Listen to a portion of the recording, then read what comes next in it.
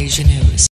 Yang berbahagia Tuan Syed Saifuddin bin Syed Harman, Pengerusi Pengelola Majlis, Yang Mulia Tunku Tan Sri Tunku Mahathir dan Puan Puan Yasmin, Mr. Raki, Cik Idris Sulis, seterusnya tuan-tuan puan-puan hadirin sekalian. Terlebih dahulu saya ucap banyak terima kasih kepada UMNO Cawangan Pusat Bandar Taman Cempaka bahagian Pandan Selangor kerana sudi menjemput saya pada petang ini untuk majlis makan tengah hari petang.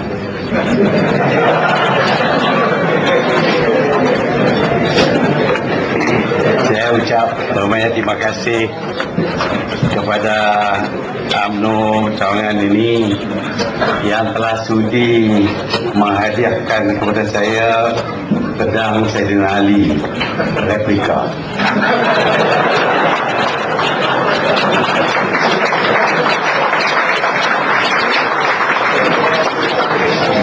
Mungkin pedang itu tak akan terhunus karena saya bukanlah seperti Saidina Ali radhiyallahu anhu, kerana dia adalah seorang pejuang untuk agama di zaman yang mencabar. Zaman ini tidak ada cabaran sebenarnya, sebaliknya segala-galanya boleh didapati dengan cara mudah belaka. Kita juga pada hari ini telah memotong kek kemerdekaan agak awal sedikit, tapi tak apalah.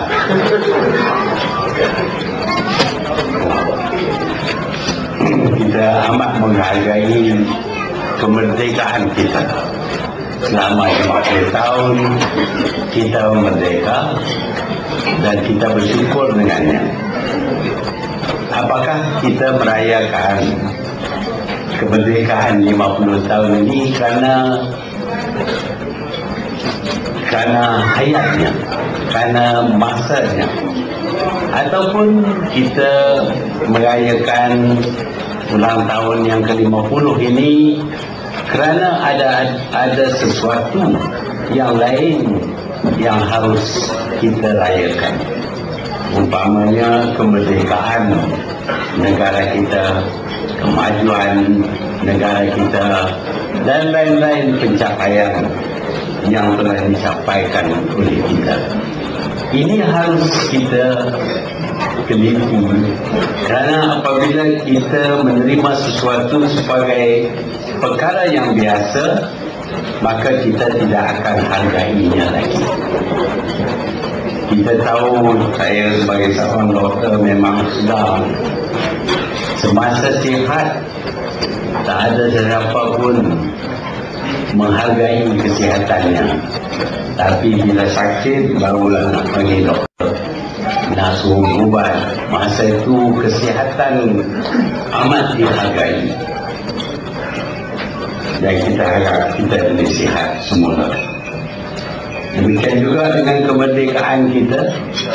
Mungkin semasa kita merdeka kita tidak begitu menghargai. Mungkin juga semasa kita maju kita tidak begitu menghargai. Apabila sudah tidak merdeka, apabila sudah tidak maju, apabila kita hidup dalam keadaan yang tersempit, maka pada masa itulah kita menghargai segala-galanya. Kita tentu ingat bahawa negara kita ini dijajah secara langsung dan tidak langsung selama 450 tahun. Kita merdeka hanya selama 50 tahun. Harus kita tanya kepada diri kita, kenapa selama 450 tahun kita dijajah.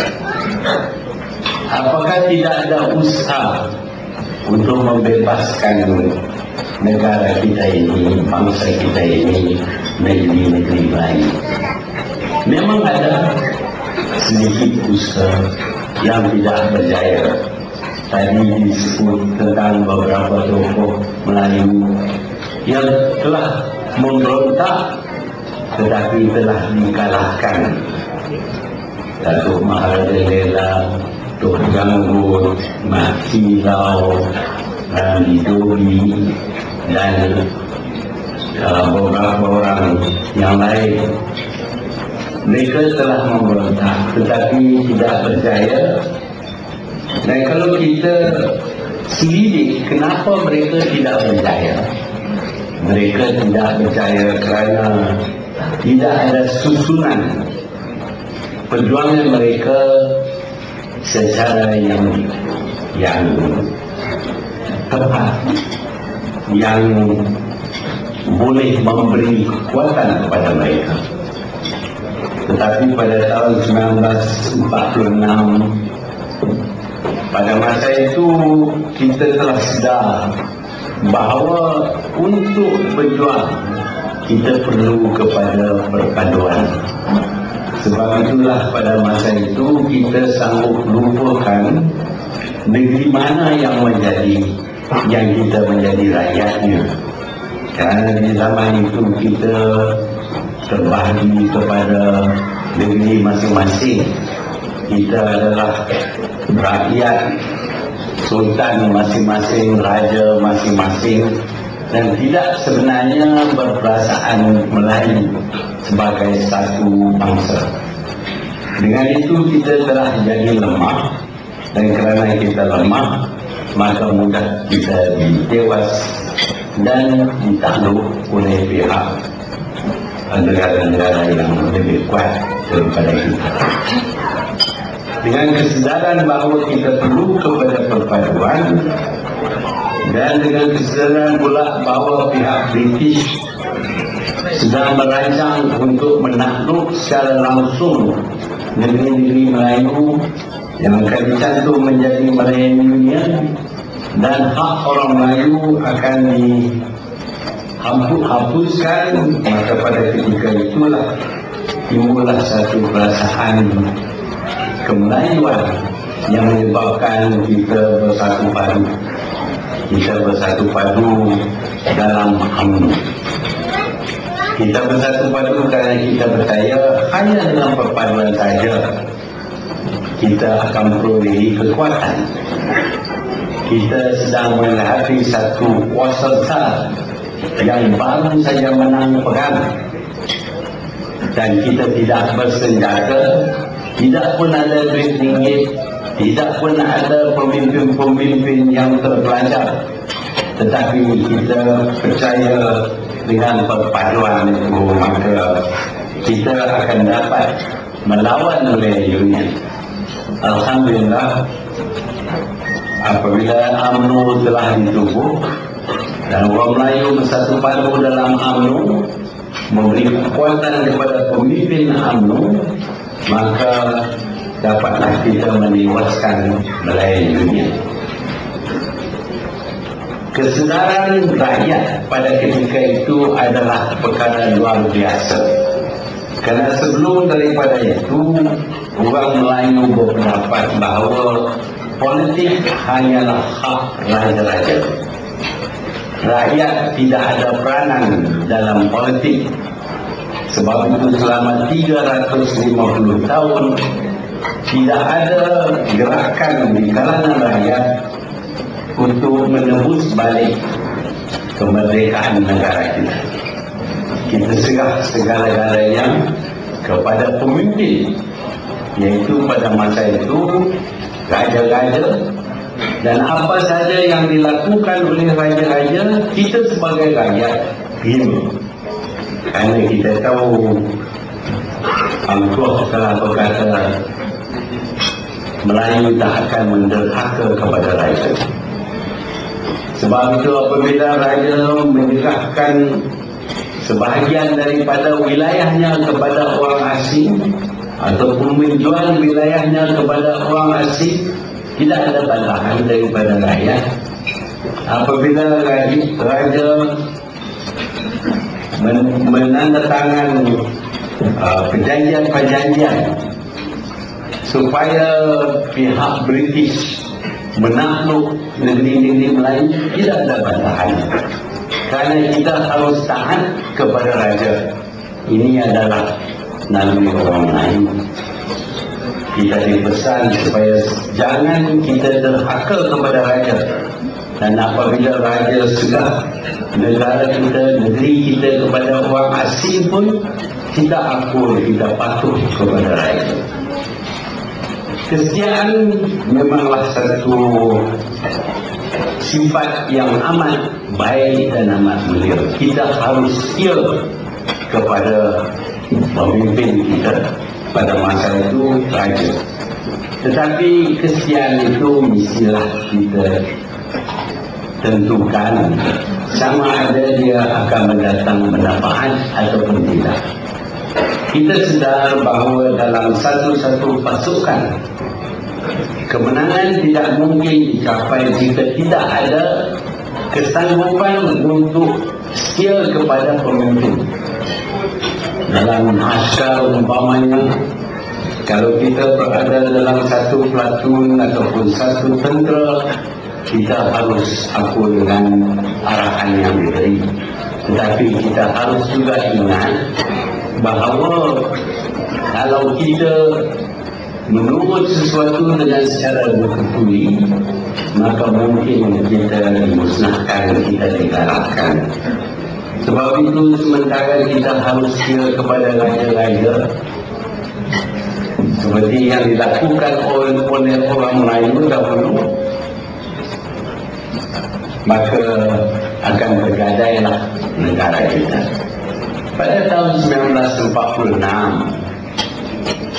kita lihat raja-raja kita yang tidak sedar akan kekuatan rakyat mereka, yang tidak boleh berharap kepada sokongan rakyat mereka, telah dengan rela hati menandatangani perjanjian McMichael yang menyerahkan kuasa ke atas negeri-negeri Melayu 100% kepada pihak British, menyebabkan negeri-negeri Melayu menjadi koloni kepada British dalam bentuk Melayu Union. Sebabnya ini berlaku ialah kerana pemimpin, iaitu raja pada masa itu, berasa lemah dan tidak mampu untuk mempertahankan kedudukan mereka. Tetapi kita tahu pada masa itu rakyat telah bertukar pendirian dan sifat. Sementara mereka selalunya setia kepada raja, pada masa itu mereka memilih untuk menolak perjanjian-perjanjian yang dibuat oleh raja-raja mereka, dan sebaliknya mereka mengambil jalan yang lain, iaitu mereka menuntut supaya perjanjian ini dihapuskan dan negeri-negeri Melayu dikembalikan kepada keadaan sedia kala, iaitu sebagai tanah jajahan yang menjadi British Protectorate sahaja, bukan koloni. Masa itu orang Melayu semua begitu setia kepada raja, dan raja sudah menyerah negeri, maka mereka berkata, kita terima sajalah, kerana kita tidak boleh derhaka kepada raja. Maka hari ini kita akan berada dalam satu Melayu Union yang tidak dikuasai oleh kita. Tetapi kerana apabila didapati raja membuat tindakan yang salah, kesetiaan rakyat mereka dilunturkan dan mereka memilih untuk menentang keputusan yang dibuat oleh raja-raja mereka sini. Saya jelas perkara ini kerana sementara kita pegang kuat kepada sifat-sifat kemelayuan kita, iaitu Melayu tak akan menderhaka kepada raja, tapi ada masa-masanya kita perlu memikir sama ada kesetiaan itu mendatangkan manfaat ataupun tidak. Kalau kita tidak tahu menilai sesuatu dan kita buat sesuatu secara buta tuli, mengikut pepatah ataupun nasihat yang rapuh, maka kemungkinan ialah kita akan rugi besar.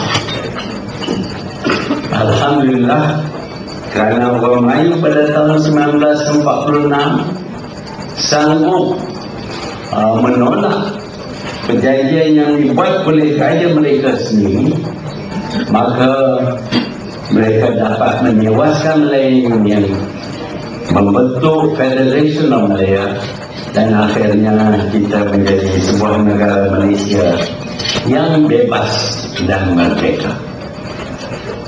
Sebab itu kita harus berhati-hati apabila kita bertindak. Kita harus memikir sama ada tindakan kita itu mendatang kebaikan kepada kita, ataupun kita bertindak mengikut aliran ataupun mencari kesenangan bagi diri kita sendiri saja.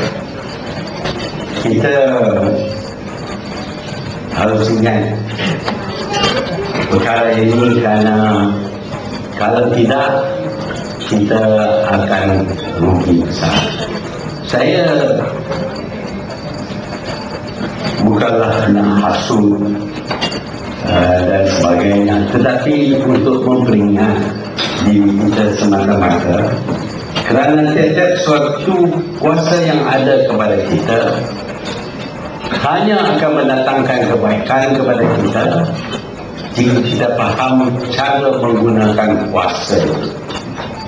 Apabila kita merdeka, kita sedang memilih cara demokrasi untuk memerintah negara kita ini. Sebelum daripada itu, kita adalah negara feudal, iaitu negara yang dikuasai sepenuhnya oleh raja-raja semata-mata, dan rakyat tidak ada peranan.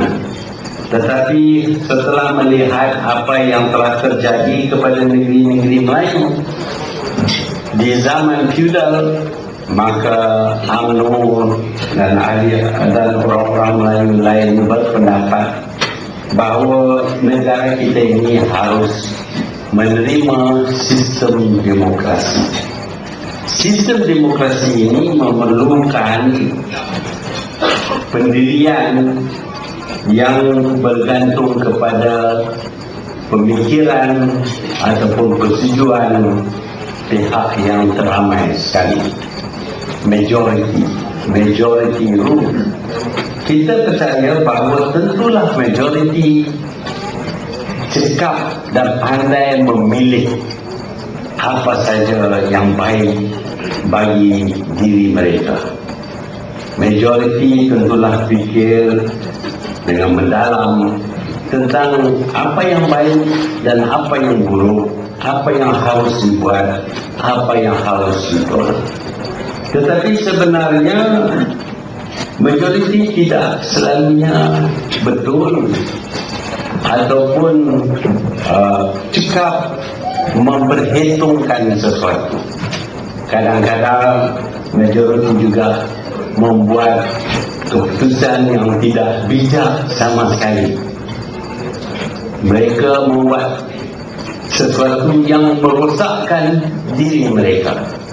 Kita lihat banyak negara demikian yang mengambil tindakan mengikut cara demokrasi, mengikut suara ramai, tetapi akibatnya ialah negara mereka hancur dan tidak dapat diperintah dengan baik. Kita lihat beberapa negara yang mencapai kemerdekaan bersama dengan kita, yang cuba mengamalkan sistem demokrasi tetapi tidak berjaya memajukan negara mereka, tidak berjaya mengadakan pemerintah yang mampu untuk mentadbir dan membangunkan negara. Memang mereka mengamalkan demokrasi, mereka pegang kepada suara ramai, tapi hanya dengan sokongan suara ramai tidak menjamin kebaikan bagi mana-mana negara, bagi mana-mana masyarakat. Kerana kadang-kadang suara ramai itu sendiri tidak menjaminkan kebaikan ataupun keputusan yang bijak. Dalam demokrasi umpamanya ramai yang mungkin terpengaruh dengan kepentingan diri dan dengan itu sanggup memberi sokongan pemilih memilih kerana kepentingan diri. Apa yang berlaku kepada negara tidak penting, apa yang berlaku kepada diri sendiri yang lebih penting. Oleh itu keputusan mereka akan menjadi keputusan yang tidak bijak, dan akhirnya mereka akan menerima nasib yang buruk kerana mereka membuat keputusan yang tidak bijak. Setengah daripada kita mungkin tidak gemar dengan perkara-perkara yang hanya merungsingkan kita. Kalau ada sesuatu yang berlaku dalam negara, adalah lebih baik kalau kita diam sahaja, tutup mata kita, tutup telinga kita, tutup hidung kita pun, supaya kita tak mau busuk. Sedangkan keadaan di sekeliling kita amat busuk.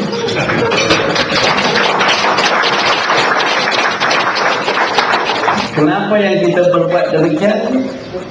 Ialah supaya kita tidak perlu bertindak, membuat apa-apa sesuatu kita boleh hidup tanpa diganggu dengan fikiran-fikiran berkenaan dengan masalah negara umpamanya. Ini masalah negara bukan tanggungjawab kita. Mungkin 5 tahun sekali kita keluar untuk mengundi, tapi selain daripada itu tak perlu kita buat apa-apa dan kita biarkan sahaja. Kalau kita lihat sesuatu yang tidak harus dilakukan di hadapan mata kita pun, kita tutup mata saja. Dengan itu kita tak perlu bertindak, tidak perlu diganggu dengan pikiran-pikiran yang merungsingkan. Percayalah, kalau kita sebuah negara demokratik mempunyai rakyat yang suka, yang utamakan kesenangan diri sendiri sahaja, maka demokrasi tidak akan mendatangkan faedah kepada kita. Demokrasi hanya boleh maju kalau rakyat mengambil berat tentang apa yang berlaku dalam negara sendiri. Mereka memikir secara mendalam dan bertindak, walaupun tindakan mereka terhad kepada pembuangan undi sahaja, tetapi bertindak setelah mereka menilaikan, memperhitungkan sesuatu itu, sama ada baik atau buruk apa yang telah dilakukan. Negara demokratik yang rakyatnya, yang pengundinya mengambil berat tentang apa yang berlaku di sekelilingnya, walaupun dirinya sendiri tidak terlibat, negara itu akan dapat kemajuan, akan aman dan akan dihormati oleh dunia. Lebih buruk lagi ialah apabila kita dapati rakyat Dan pemimpin-pemimpin mereka bukan saja sanggup tutup mata, tutup telinga, tutup hidung, tetapi juga mereka rela kalau ada sesuatu diberi untuk sumbat ke dalam telinga, sumbat ke dalam mulut, sumbat ke dalam hidung, supaya mereka tidak bau busuk, tidak nampak yang tak elok, tidak dengar benda-benda yang tidak menyenangkan. Kita boleh disumbat umpamanya dengan duit, dengan kontrak, dengan AP. Itu semua adalah cara untuk tipu dia. Apabila kita dapat benda-benda ini, apa perlunya kita beri perhatian kepada negara kita? Tak perlu kita mewah, kita hidup senang lenang. Apa yang berlaku kepada negara tidak perlu kita ambil berat terlalu sangat. Tetapi ingatlah, kalau ini adalah sikap kita, akhirnya anak kita, cucu kita akan hidup beranak. Kerana negara tidak lagi akan diperintah untuk kebaikan penduduk-penduduknya. Tetapi kalau kita memberi perhatian kepada apa yang berlaku di sekeliling kita, dan kita menggunakan kuasa kita dengan bijak, tidak mengutamakan kepentingan diri semata-mata, insya-Allah kita akan dapat membentuk pemerintah yang selalu memberi perhatian kepada kebaikan negara dan bukan kebaikan diri mereka sendiri. Inilah yang akan menentukan sama ada demokrasi itu baik ataupun buruk. Semata-mata kerana suara ramai yang menentukan sesuatu tidak menjamin kebaikan. Yang menjamin kebaikan ialah kesedaran kumpulan yang ramai akan tanggungjawab mereka, bukan kepada diri mereka, tetapi kepada negara mereka. Kita lihat banyak negara-negara di dunia ini, ada yang maju, ada yang tidak, ada yang demokratik, ada yang tidak demokratik. Dan kita tidak boleh percaya bahawa hanya kerana mengamalkan demokrasi maka akan berjayalah negara itu.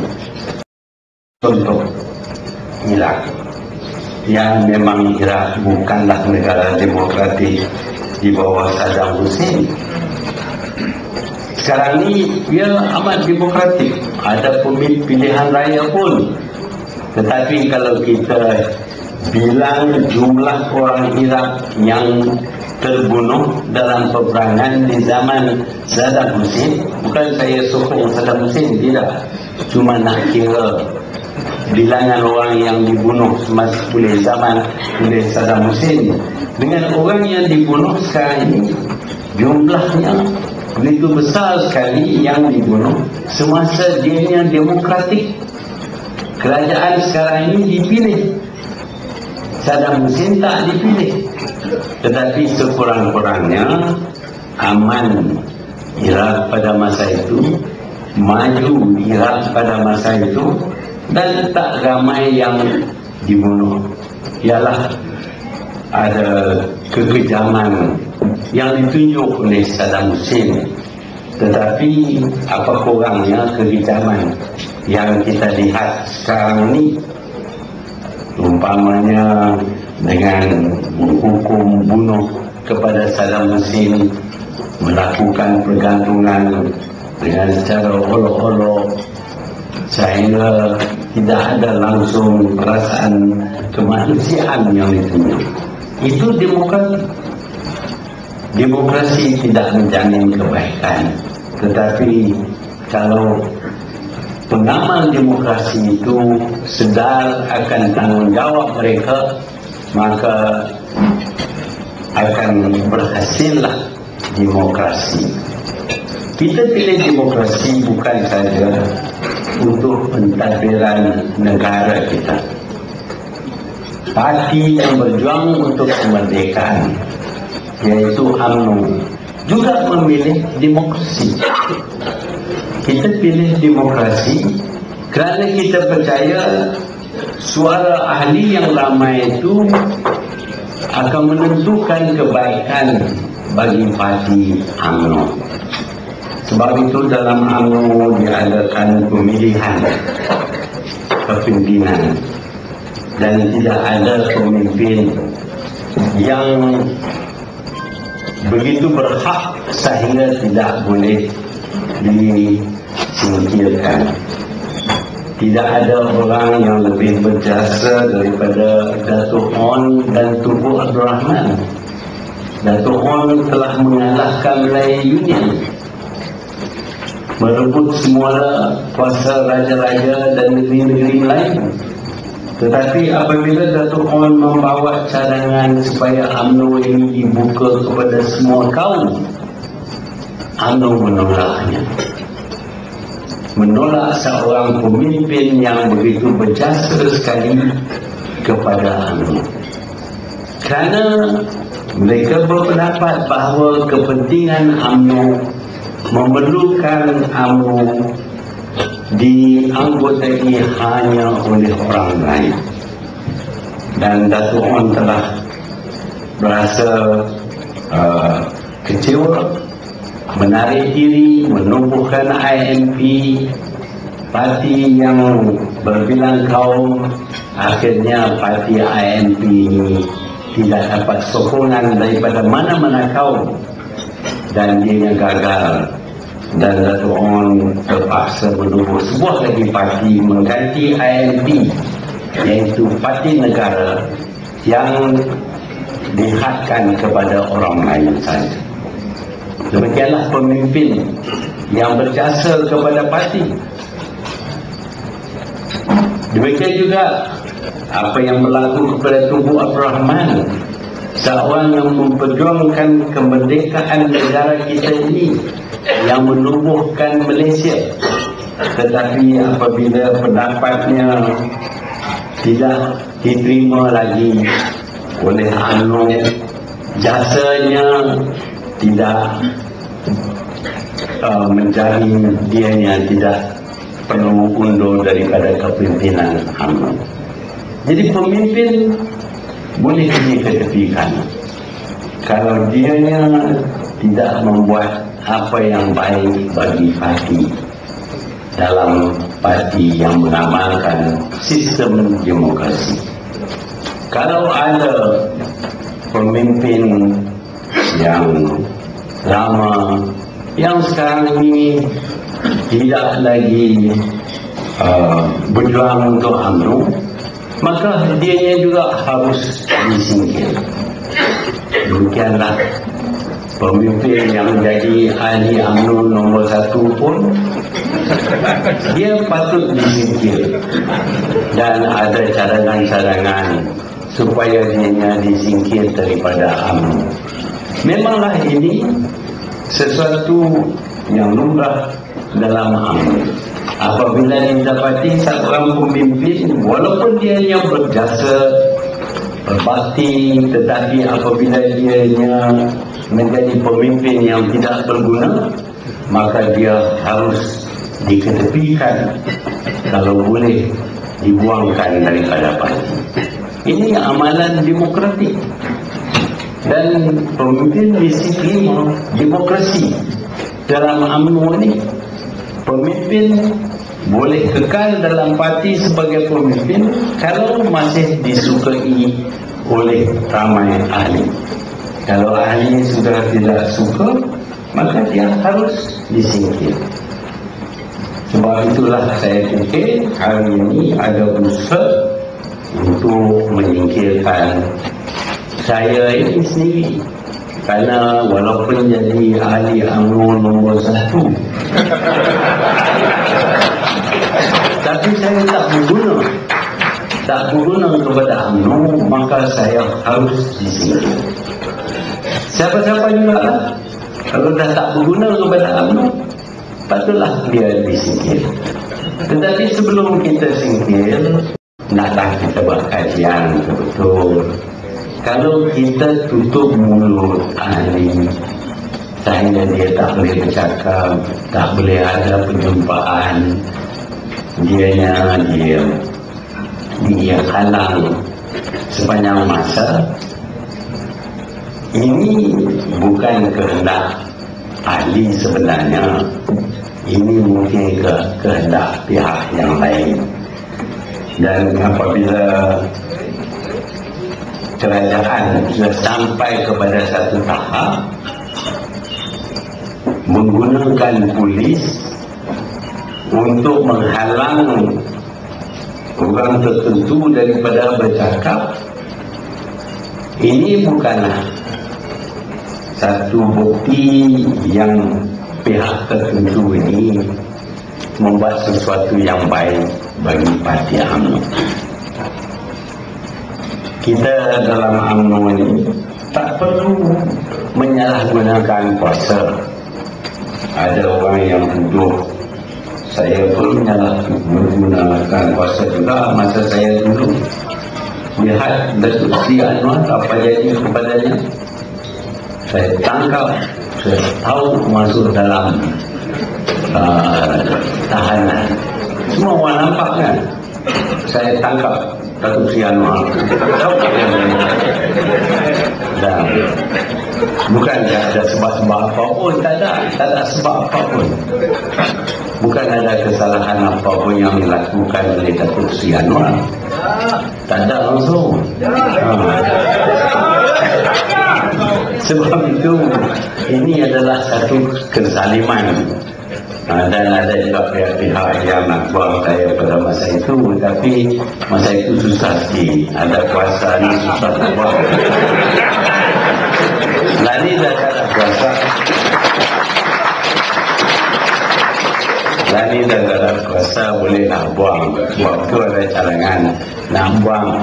Bagi yang ada kuasa, maka kuasa boleh digunakan untuk kebaikan. Kuasa juga boleh digunakan untuk keburukan. Guna kuasa supaya sebarang tentangan dihapuskan, supaya suara ramai tidak dapat disuarakan. Kuasa untuk menutup akhbar, dan tak lama lagi internet pun akan ditutup juga. Macam-macam lagi lah kita boleh guna kuasa. Sebab itu pada hari ini yang datang ni saya diberitahu kata yang berani-berani juga kau.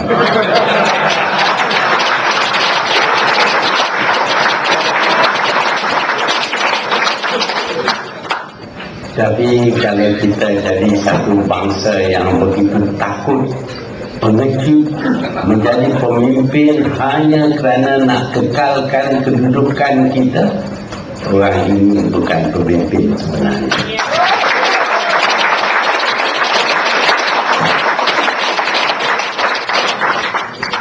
Saya berpendapat bahawa kita dikurniakan oleh Tuhan dengan akal fikiran. Kita kena guna akal fikiran kita untuk membuat penilaian terhadap sesuatu. Kita manusia, bukan haiwan. Haiwan bertindak mengikut nafsunya, tetapi manusia boleh bertindak setelah memikir akan sesuatu. Kalau nak buat sesuatu apapun, dia punya memikir dahulu. Itu adalah bukti kemanusiaan, iaitu dia memikir sebelum pun membuat apa-apa tindakan. Saya percaya bahawa bahagian ini memikir untuk menjemput saya. Kalau tak jaga-jaga, Tuhan saya pun akan hilang gitu.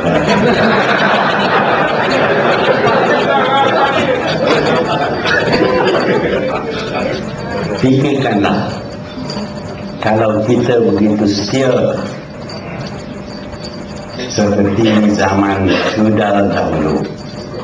Apabila raja-raja sudah menandatangani perjanjian Magna dan kita semua terus setia kepada raja, apakah belayannya tidak akan terjadi? Sedangkan kita tahu melayani union itu akan membawa keburukan kepada kita. Ini jelas menunjuk bahawa kesetiaan kita ada masanya. Kesetiaan kita hendaklah berada kepada kita kalau dianya mendatangkan manfaat kepada kita. Kita juga harus bersatu padu kerana perpaduan memberi kekuatan kepada kita. Demikian perpaduan orang Melayu pada tahun 1946-47 memberi begitu banyak kekuatan sehingga dapat menewaskan satu kuasa besar dan menghapuskan Melayu. Tetapi perpaduan hanya baik kalau dia untuk mengukuhkan, memperkuatkan kita dalam perjuangan untuk kebaikan bagi kita. Kalau kita bersatu padu untuk membuat sesuatu yang memburukkan nasib kita, maka kita akan terima kerugian daripadanya.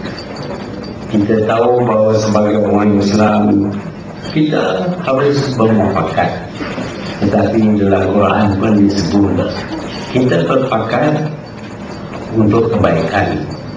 Jangan bermufakat untuk melakukan jenayah. Kalau cuma bersatu padu dan bertindak secara bertetuli sehingga mendatangkan keburukan kepada kita, kitalah yang akan rugi. Sebab itu kalaupun kita harus bersatu padu, janganlah sehingga kita bersatu padu dan melakukan perkara-perkara yang tidak baik bagi diri kita. Tuan-tuan dan puan-puan, saya terima kasih kerana diberi peluang ini untuk bercakap sedikit. Mungkin apa yang saya perkatakan di sini tidak akan menyenangkan orang tertentu, terutama kalau ada pemilihan tertentu mungkin ini merupakan ucapan hasutan. Tetapi kalau kita buat perkara seperti buta tuli, dia tidak akan sampaikan mesej kepada pihak tertentu sama ada apa yang dilakukan olehnya itu baik atau buruk. Saya ingin cerita sedikit berkenaan dengan nasib saya ini. Saya ini banyak kali dipikir. Tahun 1959 sepatutnya saya bertanding, tapi saya tak bertanding kerana sebelum daripada itu saya telah jadi dilantik sebagai kursi jawatan kuasa politik UMNO Negeri Kedah. Pada masa itu UMNO terbagi kepada negeri-negeri. Saya jadi pengurusi ahli jawatan kuasa politik, dan sebagai pengurusi saya telah cuba menentukan calon-calon hendaklah ada kelulusan tertentu, dan ini menyebabkan ramai yang tidak ada kelulusan menuduh bahawa saya nak molot semua. Pasal saya ada kelulusan yang tinggi, jadi doktor dah. Apabila saya buat cadangan ini, maka pihak tertentu telah membuat laporan kepada Presiden UMNO. Pada masa itu dipanggil yang di-Ketua UMNO, Tunku Abdul Rahman, dan Tunku Abdul Rahman mengarah supaya saya berhenti daripada membuat cadangan ini dan juga berhenti daripada menjadi pengurusi jawatan kuasa politik ini. Saya berasa kecewa sebab itu pada tahun 1999 apabila saya dicalon untuk untuk bertanding, saya tolak. Sebab itu tahun 1959 saya tidak bertanding. Tahun 1964 saya bertanding lagi. Tahun 1969 menjadi satu masalah, saya disingkirkan lagi. Jadi ini naik turun pemimpin ini adalah biasa. Kalau kita selalu nak naik, tak kira apa, kalau terpaksa buat sesuatu yang merugikan parti pun kita lakukan, asalkan kita naik dan kita kekal. Akhirnya kita akan menjadi penderhaka, mengkhianati bangsa sendiri. Sebab itu kalaupun kita nak tempat, janganlah sampai kita sanggup buat apa saja untuk meninggalkan kedudukan kita ataupun untuk kita disenarai dalam senarai orang-orang yang akan mendapat tempat dalam parti, dalam kerajaan. Kadang-kadang kita lihat sekarang ini, kalau perlu untuk orang yang dahulu memilih kita, dan kalau kita kutuk maka dapat kita kekalkan kedudukan kita, kita buat. Peduli apa? Orang-orang ni semua orang pilihan saya juga. Jadi saya juga yang salah. Kita ingat sebagai orang Melayu ni, kita selalu mengenang budi. Kita ada pantun banyak apa nama pisang emas bawa belayan, jatuh sebiji di atas peti, hutang emas boleh dibayar, hutang budi dibawa mati. Macam-macam lah pantun lain berkenaan dengan budi, tapi pantun dia.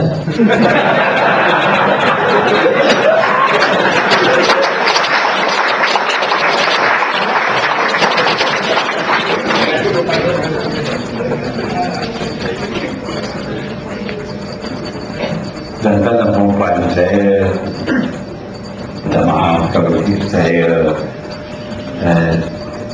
tidak begitu tersusun ucapan saya ini, tapi saya merasa amat terharu dengan sambutan pada hari ini sampai nak cakap benda ini.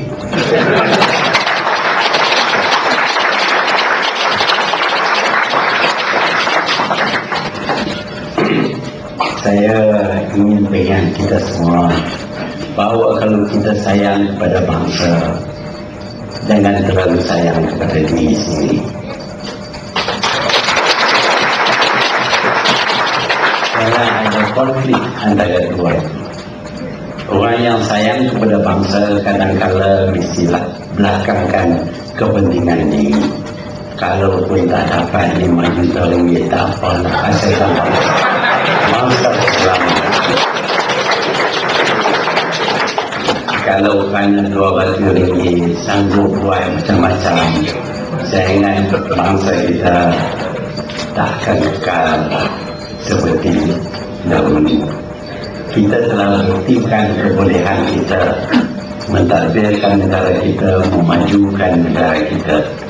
Tetapi kalau kita sekarang ini dengan sengaja tunduk kepada orang lain, dan orang yang kita tunduk itu pun bukanlah kuasa besar, kuasa kecil saja, orang Kedah kata sakceng. Ditunduk pasal nak suruh nak buat itu dan ini. Kalau tak nak jabatan, tak apalah, kita tak buat jabatan pasal kita nak jaga hati orang. Hati kita tak jagalah, orang kita punya hati kesal. Sebab itu kita lihat sekarang ni tanah pun nak bagi kepada orang lain, kepentingan orang lain pun nak diketepikan kerana kita nak layan orang. Saya ingat layan orang pada segala, sampai nak bagi semua kepada orang lain, sampai kita pun tak ada apa, jadi hamba dalam negara kita sendiri. Saya ingat itu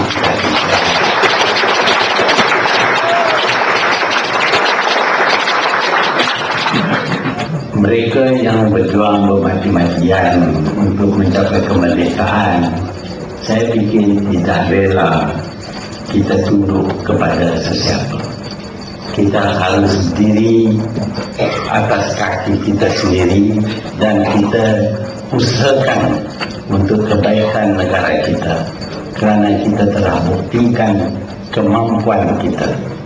Kalau hari ini kita menunjuk bahawa kita tidak ada kemampuan, sebabnya bukan kita tidak ada kemampuan, tetapi kerana tidak mahu menggunakan kebolehan kita untuk kebaikan diri kita sendiri. Tuan-tuan dan puan-puan, setakat itu sajalah ucapan saya. Terima kasih kepada semua pihak yang telah memberi peluang kepada saya pada datang.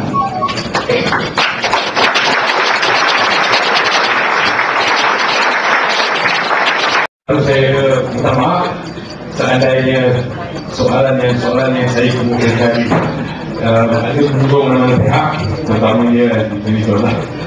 Izinkan saya teruskan dengan bertiga sebab UMNO also, the acronym UMNO stands for United Malay National Organisation.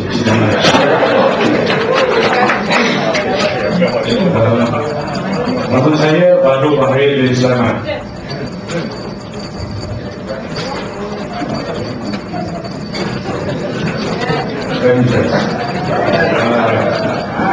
Okay, the first question is that most things matter of perception, and some due to perception, some answers have remained unanswered insofar as the supposed bailout of Petronas of consortium for Kapalan accounting for the one stage controlled by Nizam Yosan. If you could elaborate that. And then the second one is you to an extent you've answered the question by saying you may not be around, but my question is why, and I will not apologize for this, why Kalah and so because I know from various reliable sources that at certain cabinet meetings which you did not chair, unfortunately, I don't know Pak Lapa he turned up late half an hour before the end of the cabinet meetings. He is known professionally for being late. So I think you're better judge of character than that. So I just want to know, just why? Terima kasih. Ini soal bail out syarikat anak saya Mirza. Ya, ini kalau dengar Anwar cakap dia cerita lah, saya suruh dia belanja 2 bilion ringgit untuk tolong anak saya. Ini fitnah.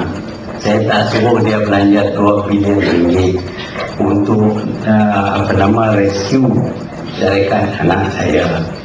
Sebenarnya kerana financial crisis pada ketika itu, banyaklah syarikat-syarikat yang menghadapi masalah, yang akan bankrupt. Dan di antara syarikat-syarikat yang teruk ialah syarikat milik separuh dia, bukan semua syarikat milik dia. Dia ada share yang besar juga dalam syarikat ini, dan syarikat ini telah pinjam duit dalam bentuk US dollar untuk beli satu fleet kapal. Dan memanglah nilai semua holding syarikat ini ialah sebanyak 2 bilion ringgit. Tetapi apabila dibeli dengan wang Amerika dan ringgit Malaysia jatuh, bagi tiap-tiap $1 Amerika, kalau dahulu dia perlu bayar cuma 2.5 ringgit, tetapi dengan jatuhnya harga nilai ringgit, dia terpaksa cari 5 ringgit untuk membayar hutang yang sama. Jadi dia tak mampu untuk membayar hutang ini, dan jalan yang keluar ialah untuk menjual syarikat ini untuk mengurangkan hutang, bukan untuk selamatkan dirinya. Hutang masih ada juga. Yang sanggup membeli pada mulanya ialah Genting. Genting sanggup membeli, tapi cuma sebahagian saja. Dan ini dia tidak dapat jual kepada Genting. Sebaliknya, dia bercadang untuk mengadakan kerjasama dengan MISC yang pada ketika itu dimiliki oleh Petronas. Dia pergi berjumpa dengan Hassan Malikan untuk bertanya sama ada syarikatnya boleh ada kerjasama dengan MISC. Sebaliknya, Tan Sri Hassan Malikan bercadang supaya dijual terus kepada Petronas karena harganya tetap rendah, dan Petronas adalah sebuah syarikat yang duit banyak. Jadi dia boleh beli syarikat milik anak saya ini dengan harga yang murah, dan anak saya tak ada pilihan, tak ada siapa lain selain daripada syarikat-syarikat asing yang sanggup membeli syarikatnya, maka dijuallah syarikatnya kepada MISC. MISC mengambil alih syarikat ini pada masa perniagaan tidak baik, tetapi selepas daripada itu perniagaan perkapalan amat baik, dan MISC ataupun Petronas mendapat untung yang besar. Tahun 2004 ataupun 2005 ada pihak yang menawar untuk membeli kapal-kapal ini daripada Petronas. Kapal yang dibeli oleh Petronas dengan harga 230 juta US telah dijual dengan harga 700 juta US lebih. Jadi untung yang banyak terdapat kepada MISC ataupun Petronas. Petronas tidak rugi sama sekali, jauh daripada menolong, kerana dia beli dengan harga yang meninggalkan hutang yang banyak lagi kepada syarikat anak saya. Semua ini boleh diperolehi dalam internet. Kalau nak tak, dia punya website saya boleh bagi nombor apa semua. Everything has been explained. I have to speak in English. UMNO is United Police National Organization. Therefore, we should all speak English. But actually, all the facts are there on the internet. You can check whether what I said is right or wrong. If you care, I can send you all the details about this transaction. No, it was not a rescue operation. What happened is that Petronas saw an opportunity to make a lot of money, because Petronas had the money at the time when all the other companies were in trouble, and this was an opportunity for Petronas to acquire this company at a low price, use it, make money from the company, and then when the price of ships went up, Petronas sold for about 700 million. Petronas made a profit of more than 300 million US dollars. That is the fact. So I can't be explaining this to everyone because it doesn't sound nice. So it's better if people say that I told Anwar Ibrahim, please give to my son $2 billion. And Anwar pun wrote a check of $2 billion and gave it to my son. Bunyi macam tu lah juga. Bila orang cakap, bunyi sedap. Macam kata saya tangkap Anwar. Tangkap Anwar. Tahu dia dalam. Bunyi. Tapi the fact is that he was tried in a court and it took 9 months, defended by 9 lawyers.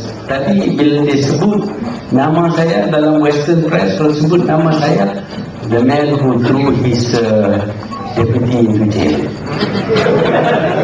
Jadi bunyi itu dia nak ringkas lah kali. Banyak orang nak ringkas, itulah cerita dia.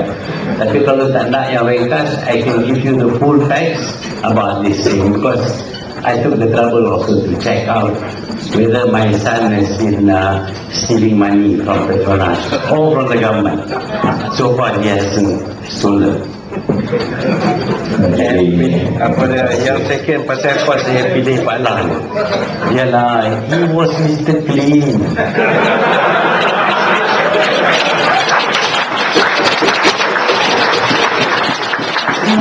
Semua orang kata dulu dia yang bersih, saya pilih yang bersih, katakan nak cari yang kotor lah. Lagipun dia ada umur sikit, kita ingat Datuk Najib ni tunggulah. Walaupun Datuk Najib had the highest vote as Vice President, saya pilih Datuk Abdullah Ahmad Badawi, kerana dia Mr. Clean dan dia umur sikit. Dapat satu term, lepas tu bagilah kan Najib.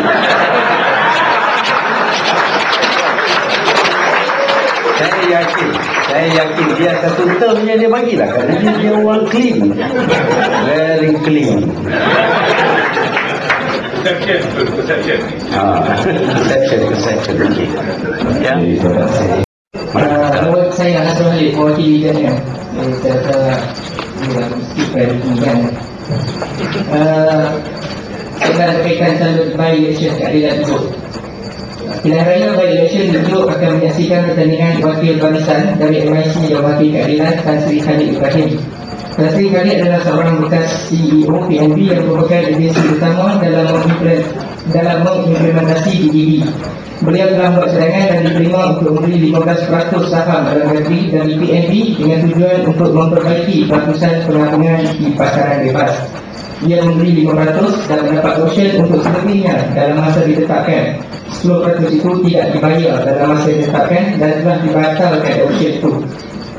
Kini beliau sedang menyamar PNB untuk 10% ini.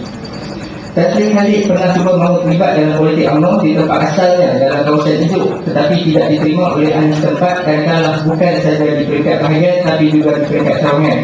Kini beliau terlibat dalam parti keadilan dan sanggup mempersoalkan DDB dan hak keistimewaan orang Melayu. Beliau kini mengharapkan undi Melayu untuk menang hidup. Ramai ahli berperak sanksi di mana dia mendapat wang untuk bayar peratusan saham yang tidak dibayari oleh bank, selalunya di kurang 30 hingga 40%. Kemudian itu menelan jumlah puluhan kalau tidak ada. Saya diharap dapat kita bercepat. Di mana soalannya? Saya rasa ada lima lain. Ada menyatakan ada tauhid Cina yang biayanya dengan syarat dan mekanisme yang agak mempersoalkan. Mengikut sumber-sumber itu ada penyiasatan sedang dijalankan terhadap beliau sebagai bekas mengurusi Yayasan Pelaburan Bermuda. Soalannya, bolehkah Tun memberikan sedikit penerangan mengenai perkara ini? Terima kasih. Terima kasih. Sebenarnya pada ini bukan soal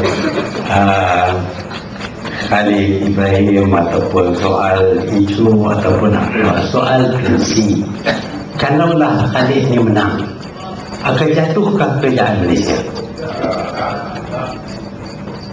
Tetapi kalau Khalid ini dikalahkan dengan teruk, maka ini membuktikan kesayangan rakyat kepada Datuk Abdullah Ahmad Badawi. Saya yakin Najib akan membuat kenyataan itu. Menang di Batu Talam, ini menunjuk betapa rakyat sokong Mr. Clean. Menang di Macap statement yang sama. Dan saya dah duga dah lepas ini di Ijuk statement yang sama akan kita dengar, iaitu kemenangan yang besar di Ijuk membuktikan kesayangan kepada Mr. Clean, kerana kita semua nak yang clean. Soal yang lain itu sebenarnya tak ada kaitan. Yang pentingnya sama ada kita nak buktikan Mr. Clean is clean or not clean.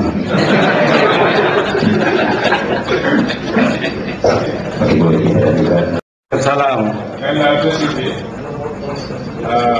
Saya minta maaf lah, saya kalau orang kenal saya, but please do not pull my face. Now, the only thing that I want to ask you, saya kan bilang, kalau kenal saya enggak, tak kenal tu nanti bukan saya lah. Baik, hari. Assalamualaikum tuan. Today I think I'm the most happiest UMNO member here. I must say. So a lot of my friends are wondering why I'm here. Now I can say from the bottom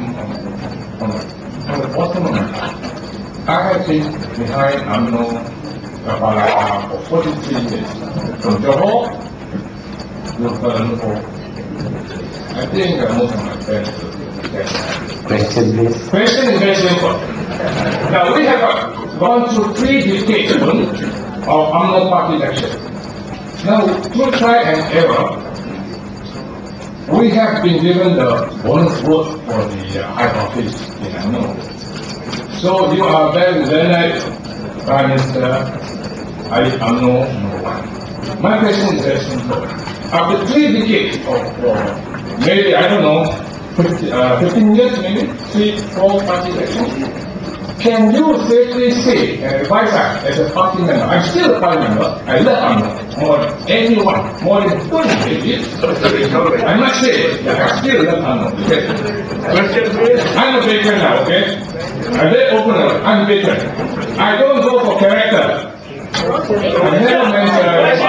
Okay, question is very simple. Very simple. The question here is that after 15 years of party elections, don't you think that the bonus vote should be reconsidered? Can you answer that? Thank you very much. Thank you. Ya, soal bonus vote sebenarnya kita dapati mengikut perlembagaan kita, kalau mana-mana satu orang dicalonkan dan dapat sokongan 2 orang, maka dia boleh bertanding. Jadi kalau jawatan presiden umpamanya, kita boleh dapati ramai yang akan dicalon oleh 2 orang ataupun 3 orang. Dengan itu pemilihan menjadi satu jenaka, satu komiti. Sebab itu kita nak, kalau orang yang nak menjadi presiden ataupun pegang jawatan lain, dia mestilah dapat bilangan pencalonan yang agak ramai, barulah boleh kita tentukan haknya, barulah dia boleh bertanding secara serius.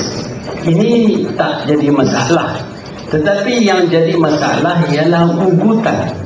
Kalau ada sesiapa yang cuba calon orang lain, maka pencalon itu akan terima macam-macam tekanan daripada pihak tertentu. Ini tidak harus dibuat. Saya masih ingat dulu ada sebut Tunku Ghazali lawan dengan saya. Tak ada tekanan, kerana dia disokong oleh bilangan yang agak ramai dan dia boleh berkempen, dia boleh ke sana ke sini, dia dapat sokongan daripada Datuk Besar Hitam, dia dapat sokongan daripada Datuk Abdullah Ahmad Badawi. Tak ada sekatan, boleh jumpa dengan mana-mana bahagian. Tapi sekarang ini, siapa yang mencalon, dia akan jadi mangsa, yang dicalon akan jadi mangsa, dan mana-mana bahagian yang sanggup mengundang atau menjemput orang-orang ini bercakap, bahagian itu akan jadi mangsa. Ini macam polis state, tak boleh buat apa sesuatu pun. Macamlah dengan saya sekarang ni, alhamdulillah hari ini saya boleh main juga, tapi saya dah 14 jemputan yang ditarik balik kerana polis panggil mereka dan suruh mereka tarik balik.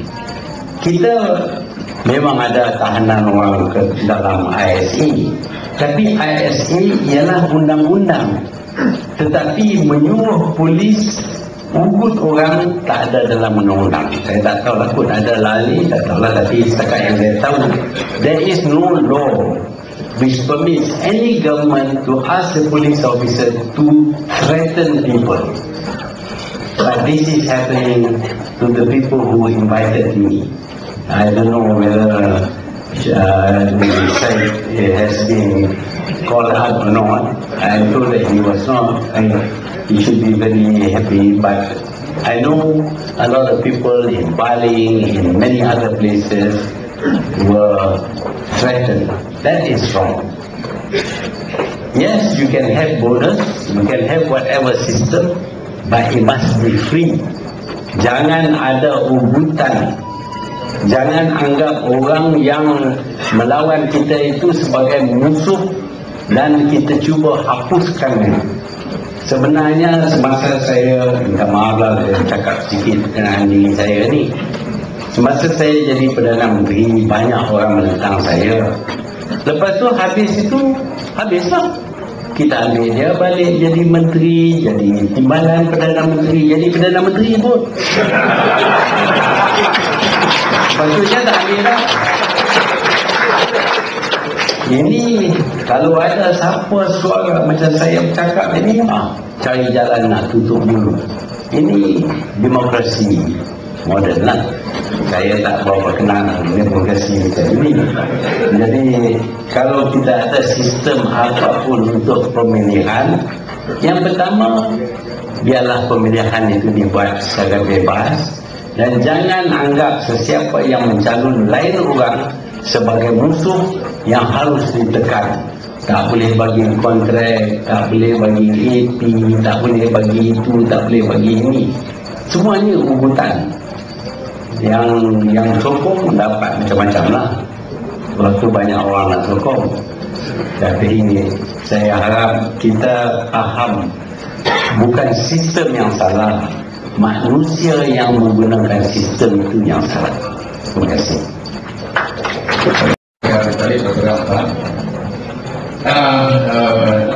Berbagai tuan pengurusi majlis yang berbagai itu Mr. Muhammad, saya ada dua soalan yang tak sensitif dan sangat mudah dijawab. Baru-baru ini ada dua kenyataan dalam akhbar dan televisi yang di mana pun memohon maaf kerana tersalah sebut rumah 60 juta per ya, yang dikatakan penggunaan Kamaludin, tapi kemudiannya dapati penggunaan Presiden. Selepas itu Hairi Kamaludin memberi kenyataan rumah itu penggunaan Kamaludin. Jadi kalau itu nak minta maaf, saya ingat Hairi pun perlu minta maaf juga. Kalau orang berkaitan dengan Hairi Kamaludin ini, ada tujuan kata dengan kenyataan saya itu, saya ingin tahulah siapa yang Presiden ini. Saya tak tahu. Kawan-kawan semua tanya saya kata tak tahu, mungkin pun tahu lah. Yang kedua berkaitan dengan Hairi Kamaludin ini, naik Ketua Pemuda UMNO Malaysia, dilihat sebagai pemimpin baru berpotensi untuk masyarakat. Tapi kenyataan-kenyataan yang dikeluarkan oleh tim dan ramai juga banyak dikaitkan, mempersoalkan. Soalan saya mudah saja. Pertama, siapa terpilih? Kedua, apa motif sebenarnya apabila kritikan itu daripada kepada Hairi Kamaludin? Terima kasih. Jawabnya senang dia. Yang pertamanya, saya tak minta maaf daripada Dato' Abdullah.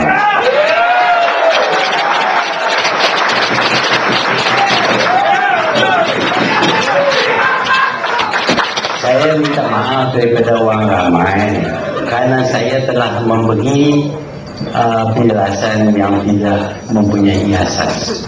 Jadi kalau saya cerita kepada tuan-tuan dan puan-puan di sini benda yang tak betul, saya harus minta maaf daripada tuan-tuan dan puan-puan, bukan daripada orang lain. Siapa Patrick ini saya tak tahulah. Barangkali ada orang yang lebih tahu, tanya orang itulah, saya tak tahu. Jangan tanya saya lah. Soal apa nama Hairi ni apa dia?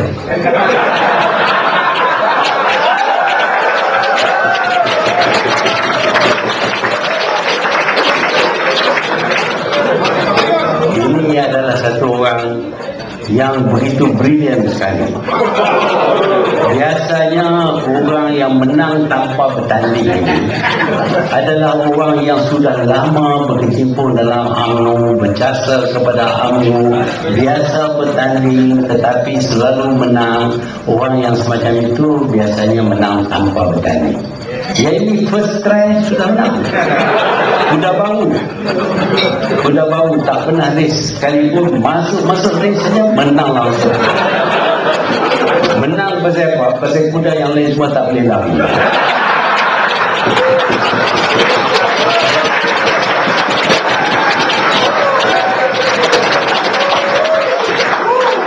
Tak boleh lari kerana diikat kaki.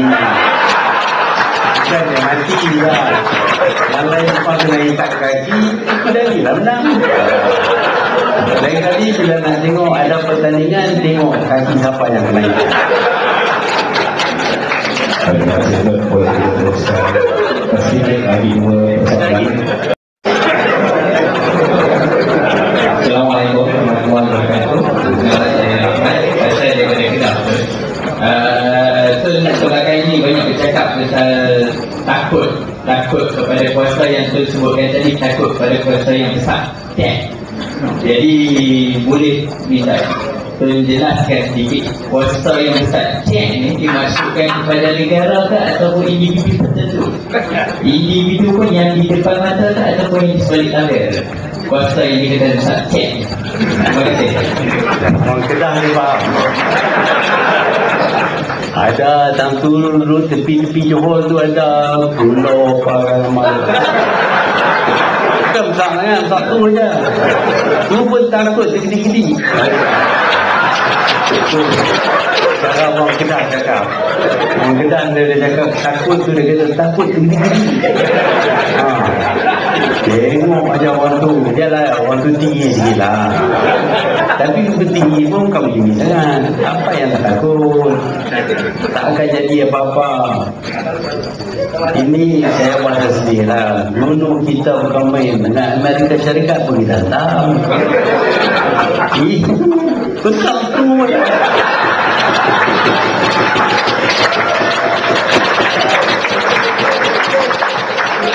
Dulunya tak takut. Tak takut buatlah kelakuan. Tak takut. Ini kan duduk tergobang kumpul orang Kedah. Itu penakut. Nak buat jembatan ni. Bukan apa. Nak buat jembatan. Apa tak boleh buat. Ni orang mahu. Sebenarnya nak jual pasir. Kalau jual pasir itu. Tak boleh buat jual pasir. Jembatan apa punya gambar? Itu tujuh aku penakut, takut kepada benda yang satu. Terima kasih. Tapi sebelum itu nanti dulu kita minta izin yang untuk kemudian kami teruskan. Okeylah. Ini kan itu saya kira itu terutama di sini. Saya akan ada soalan. Saya bawa nanti kali ini dengan apa? Bukan tadi aku. Saya bertanya kepada tu. Bagaimana yang pemuda UMNO daripada saya? Apakah peranan pemuda saya sebagai pemuda? Kerana saya melihat pemuda-pemuda di mana-mana pun sekarang mudah disokong dengan wang berjuta ringgit dan mengertikan pemuda-pemuda seperti kami. Yang keduanya